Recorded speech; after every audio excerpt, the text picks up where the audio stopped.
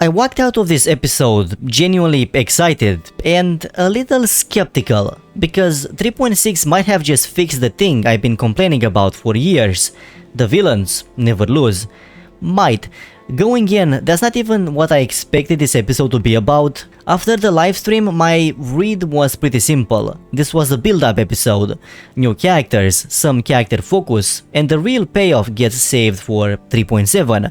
I could not have been more wrong, in the best way possible. I don't think I've been this off about an episode in a while. Muyu. I already made a full video on his psychology, scene by scene, so I'm not rebuilding the whole case here. Links up top if you want the deep cut. Short version, not fractious, his own ideology, his own plan, and in his own head, it makes him the hero. The Sentinels are gods hoarding something that belongs to humanity, and he's decided he's finally the guy brave enough to go steal it back. I didn't buy a word of it the first time, I don't think I was supposed to. What actually got me this episode wasn't anything he said though, it was where he took me. There's a new area dispatch, cloud shuttles drifting above an endless sea of clouds, this floating, almost weightless kind of beauty to it. My first reaction walking through it was just pretty, genuinely, that's all I clocked at first. Nice scenery, moving on. And don't get me wrong, it is genuinely beautiful, one of the most visually rewarding maps these games put out, especially once the new sword riding traversal kicks in. Though I'll say it felt pretty restricted most of the time, locked onto set paths more than actual free flight, which felt a little bit of a waste given how much space they built up there. Even restricted though, the area still delivers the spectacle, worth it just to look at. But as I went deeper into the region, I realized there was a lot more going on than what it looked at first glance. Turns out this whole place is a frozen timeline. 200 years back, sitting right at the point where Mengzhou hadn't even been built yet, before any of the history that shaped this entire nation happened. Shin built it originally, a hidden automated command center, quietly patrolling for centuries, nobody the wiser, and then Muyu got into it. Which means what we're actually walking through for the rest of the episode isn't scenery at all, it's Muyu's ideology, running completely unopposed. No rover, no history pushing back on him. If his worldview was ever going to work exactly the way he pictured it, this was the one shot. And it still collapsed into a war zone anyway.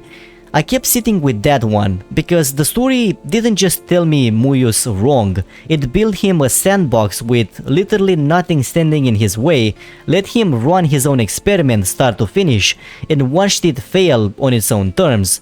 That's not subtext, that's a mic drop disguised as a map.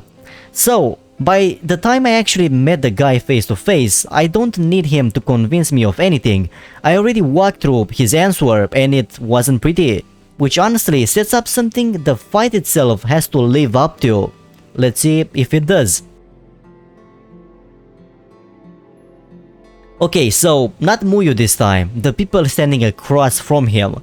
Jingrang first because his part's the simpler one to explain, even if it's not simple to feel.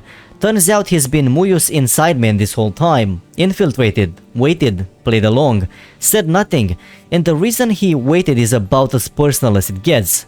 Muyu killed his parents. So in the segue, when Muyu's literally cutting himself apart trying to claw his way back to life, and it's Jingrang who lands the actual killing blow, not the protagonist, that's not a random handoff. That's the story remembering whose fight this really was, underneath the bigger one. Though I have to poke at it a little. Muyu pulls that whole trick while he's standing right in front of the protagonist and Qingxiao, two people who by this point know exactly what he's capable of, and neither one catches it. Nice piece of poetic justice for Jingrang. It just needed two competent people to get a little careless at the one moment the story actually needed them to. Now, Qingxiao, I have to be careful here because I'm saving most of what I want to say about her for her own episode down the line, but there's one thing from 3.6 I genuinely can't skip past. The whole time we're inside that realm, her sword intent isn't with us, she's left it outside, holding the line against the tacit discords for the people of Suanfang Hold while we deal with Muyu. which means for this entire stretch, she's fighting on a fraction of what she's actually got. And you can feel it, she gets visibly, noticeably weaker the deeper we go. Then she hits her own version of Muyu's exact moment. Centuries of cultivation, standing right at the edge of ascension. The kind of threshold where you're supposed to cut ties with your human side for good. Her own inner demon waiting for her to make the call. She doesn't ascend, she embraces the demon instead, and the power she gets back isn't what she left outside the realm, it's whatever that demon had been holding on to this whole time. Same exact test Muyu just failed, handed to someone else one act later. He let go of his humanity to chase power, she lets go of power to keep her humanity. Nobody stops the story to point it out to you, it's just sitting there. Which, again, I'll happily take over being told what to think every single time. So, character-wise, this might be one of the strongest episodes these games put out in a while, which is exactly why the next part stings a little. Real quick before anything else, I had a genuinely good time with this episode. I want that on the record before I start picking at it. Watching an antagonist actually go down inside the story for the first time since this game launched, that's the exact thing I've spent videos asking for. It felt good. It's just not the full win yet, not quite. Here's the thing nobody told me going in. Muyu was never actually the main antagonistic force of this arc. The marketing leaned hard into him as this arc's villain, and I fully expected his defeat, if we even got one, to be the finale, saved for 3.7. Instead, it happened here, a full episode early. It explains a lot, honestly. Not the writing, Act 1 and 2 already proved that wasn't the problem. Is that a defeat like this, the first one this game has ever actually let land, kind of deserved to be the thing 3 whole episodes built toward. Instead it showed up in the middle, more stepping stone than destination, and I don't think it got the room it needed to really breathe. Now, don't get me wrong, nitpicks aside, I love this. I've been asking for exactly this kind of resolution for years, and Kuro actually delivered it. That's not nothing. Still, it leaves one question sitting there. If Muyu wasn't the real target, who actually is? Fractious still is exactly where they always are, in the background. We do get a new overseer this episode, Balanophora, and turns out she's the woman in red mentioned the last episode. Fine reveal, I guess, not exactly a shock, and I'll be honest with you, I don't feel much of anything about it either way. I think I've officially hit Fractious fatigue.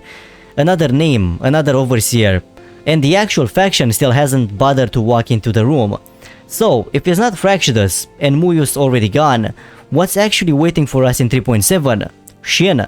This is where it actually gets interesting, because we spent this entire episode talking to her, learning from her, getting about as close to a real confirmation as this story ever gives, that she's genuinely on our side.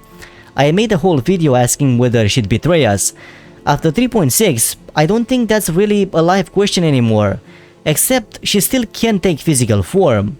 Something is clearly still wrong with her, and there's been a rumor circling the community for a while now that she's about to become a weekly boss. Which would mean walking into 3.7, potentially fighting someone the story just spent an entire episode convincing me is our ally. That's not nothing to sit with, and there's more piling up underneath it too. Soisui makes it back to Mengzhou's capital by the end, and the call we get from her strongly implies something's rotten inside Mengzhou's own city hall. Possibly tied to whoever was working with Muyu from the inside. We get introduced to Suoming from the Ministry of Sentinel Affairs. Yunlin shows back up, first time in so long. That's a lot for the end of one episode to be carrying.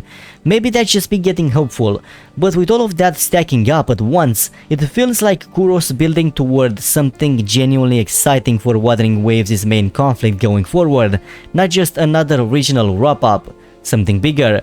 So, here's where I land, for now.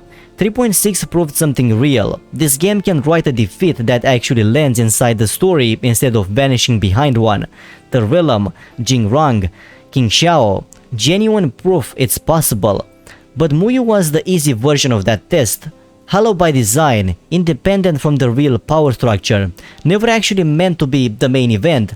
Which, funny enough, actually answers the expectation I walked in with. After the livestream, I figured that this whole episode was going to be pure setup, new characters, some world building, the real payoff saved for 3.7. Instead, we got an actual resolution, sitting right in the middle of what I thought was just a build-up episode. I did not see that coming. Still, 3.7 is where I find out whether that was a fluke or an actual shift. Because if Shin, someone we now know is on our side, is who we end up fighting, that's not an easy villain anymore. That's a resolution that's actually going to cost something. So, did 3.6 fix the thing I've been asking for? Partially, and I don't want that to get buried under everything I just picked apart, because I had fun with this one. The realm alone might be some of the best environmental storytelling this game's ever done. A villain's entire ideology tested with nothing standing in its way, failing anyway before he even opens his mouth to defend it. And Qingxiao's mirror to Muyu might genuinely be the best piece of character writing this patch has to offer. What it hasn't proven yet is whether this game can pull off the same trick when it actually costs something. Muyu was the test run. Test runs are supposed to be easy. 3.7 isn't going to be easy, not if it's Shin. So that's what I'm actually watching for now. 3.6 already showed me Kuro's willing to break the pattern this game's been stuck in for years. Villains that never lose, conflicts that never actually resolve. I just want to see how far they're actually willing to take it. What about you? Do you think 3.7 is actually building toward Shin, or is something else about to steal that spot? And now that we've seen what a real resolution looks like from this game, do you think Fractious ever gets the same treatment, or are we just stuck waiting on them forever? Anyway, that's gonna be all from me for this one. If you enjoyed the video, don't forget to leave a like and subscribe if you want to see more story discussions like this one. As always, thank you so much for watching, and I'll see you in the next story.